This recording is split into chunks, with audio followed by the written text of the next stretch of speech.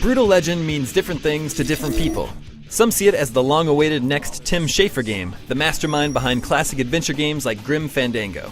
Others see it as homage to classic heavy metal. Still others just know it as that Jack Black game. It is all of these things, and it is awesome. The game follows the adventures of Eddie Riggs, the greatest roadie of all time. Riggs must assemble an army to rid heavy metal heaven from the evil Lord Diviculus. Yes, it is as epic as it sounds. The writing is sharp throughout, but the humor does taper off a little as you progress.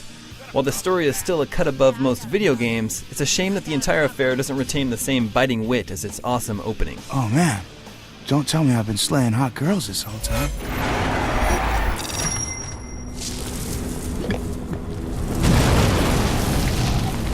You look f***ing terrible!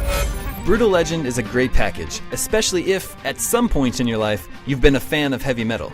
There are a lot of cameos, in-jokes, and potshots against the kind of watered-down heavy metal that you hear these days.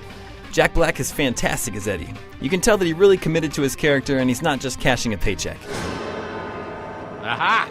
I knew it! Big ugly demon. In fact, voice acting is really good all around.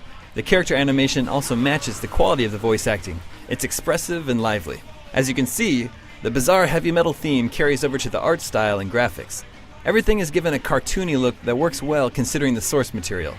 Some of the creature designs are also pretty badass, but they do feel a little underused. It'd be nice to have some of these guys get more time in the limelight during the story, but you can play with them all you like in multiplayer.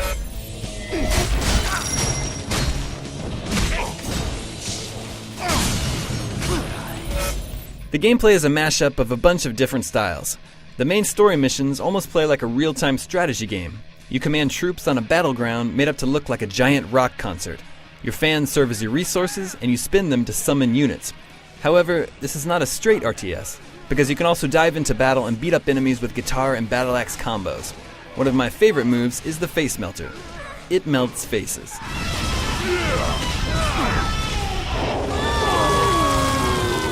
Outside of the story battles, there are beat-em-up, shooting, and racing sections.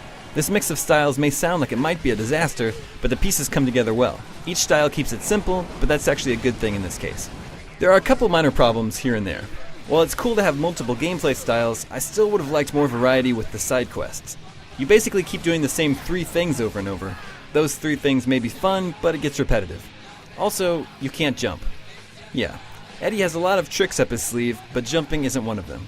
For a game that focuses on exploration and combat, it feels weird to be limited like this. Finally, some mission objectives aren't explained that well. Sometimes there will be mission requirements like, don't let this guy escape, only the game doesn't tell you that, you learn by failing. This never killed the game for me, it's just a little annoying. In terms of replay value, there's also a very fun multiplayer mode that features the RTS battles for up to 8 players. Here you get to command some of the great monsters in the game. And for people who are obsessed with collecting things, there are a lot of collectibles and secrets. You'll be unlocking songs, concept art, new moves, and car upgrades for a good while.